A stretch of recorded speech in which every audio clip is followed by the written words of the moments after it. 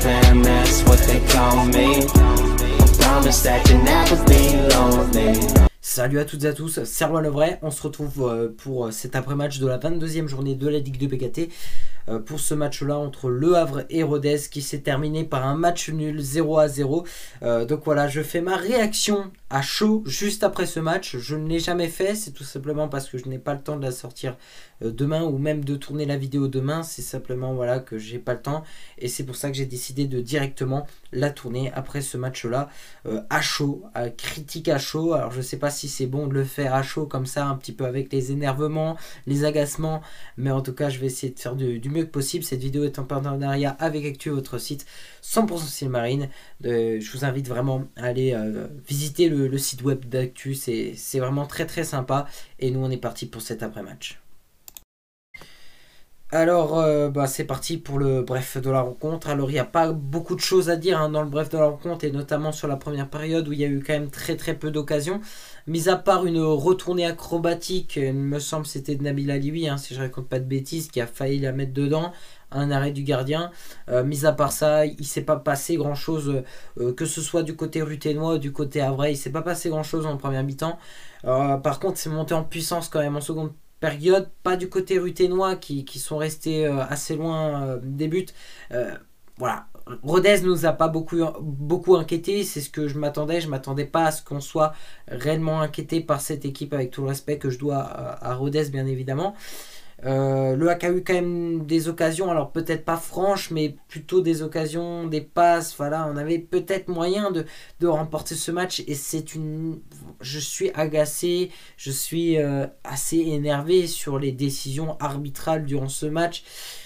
Où il sifflait des fois pour du n'importe quoi, il filait des cartons pour du n'importe quoi, et d'un autre côté tu te retrouves avec un joueur à Rodez qui s'appelle Célestine, c'est le capitaine de Rodez, qui simule, qui gagne du temps, et voilà, je veux dire, à lui-même, je pense qu'il a gagné 10 ou 15 minutes sur le match.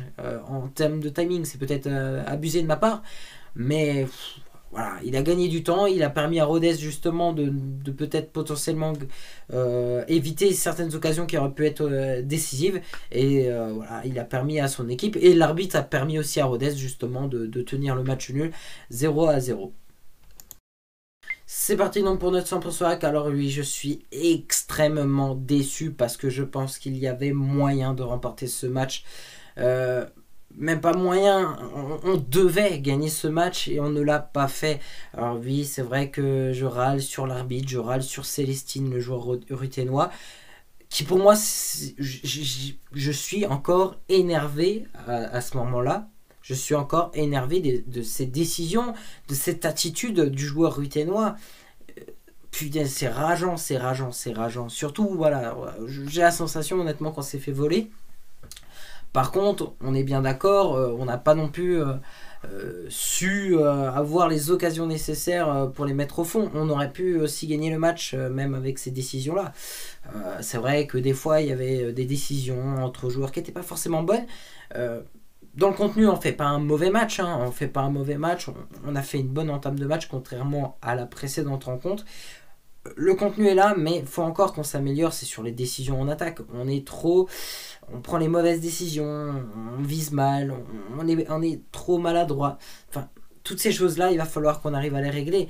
Et le souci, c'est que honnêtement, là, le top 5, il part quand même. Il part loin. Alors certes, on a de la chance parce que Toulouse et Sochaux n'ont pas gagné.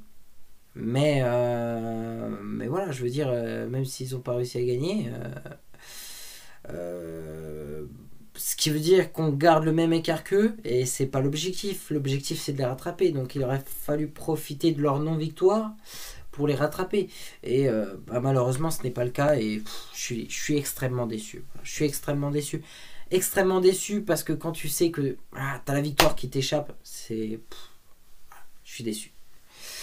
Premier match aussi pour le petit Ablin, le petit Mathis Ablin, le nouveau joueur prêté par le Stade Rennais. Alors bon, allez, c'est pas catastrophique, mais c'est pas exceptionnel non plus, en tout cas sur le temps qu'il a joué, puisqu'il est rentré en jeu. Voilà, c'est vrai que il a fait quelques petits trucs intéressants, des belles petites courses. Après, bien évidemment, si tu sers pas le ballon correctement, c'est ce que j'ai reproché. Le mec est direct rentré et tu voyais qu'il avait envie de courir un peu partout, il était bien placé, on lui fait pas la passe. Ça m'a fait un petit peu rager aussi. Je veux dire, le mec était prêt à recevoir le ballon, tu lui fais pas la passe, c'est sur cabine. Si tu lui donnes pas le ballon, il peut pas s'exprimer non plus.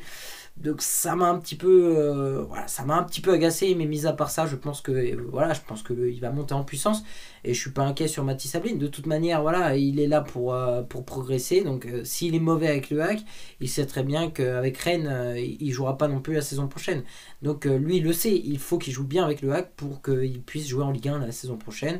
Et voilà, donc je pense que je suis pas inquiet sur Abin, je pense qu'il va monter en puissance et de toute manière, le hack a quand même fait un bon match et c'est rageant de te dire t'es pas loin de gagner ce match. Mais après, c'est positif dans le sens où tu te dis il y a un moment, ça va forcément payer. Et je tiens à préciser avant la fin de ce 100% que ça faisait bien longtemps que j'ai cru en le hack jusqu'au bout, que j'ai cru que le hack allait marquer dans les toutes fins du match, ce qui était rarement le cas depuis un bon bout de temps, parce que généralement dans les fins de match j'y croyais plus, et là j'y ai cru. Et honnêtement, j'avais je sentais le cœur là qui battait à 100% là dans la fin de match. Malheureusement on n'a pas réussi, mais ils m'ont fait rêver et voilà, c'est ça que j'aime, c'est que quand le hack me fait kiffer, et ils m'ont fait kiffer ce soir même si on n'a pas gagné. Et voilà, c'est tout pour cette vidéo. Merci à toutes et à tous de l'avoir suivi. J'espère que j'ai pas été trop nul sur ce que j'ai dit, puisque j'ai fait un petit peu cette critique à chaud sans forcément avoir du recul. Peut-être que voilà, le jour d'après, j'ai peut-être un peu plus de recul et peut-être que je suis un peu mieux après pour en parler des matchs. Mais en tout cas, voilà, j'ai fait cette critique à chaud. Je pense qu'elle est pas si mal. Et puis, on se retrouve très bientôt pour une prochaine vidéo. Merci à tous et prenez bien soin de vous.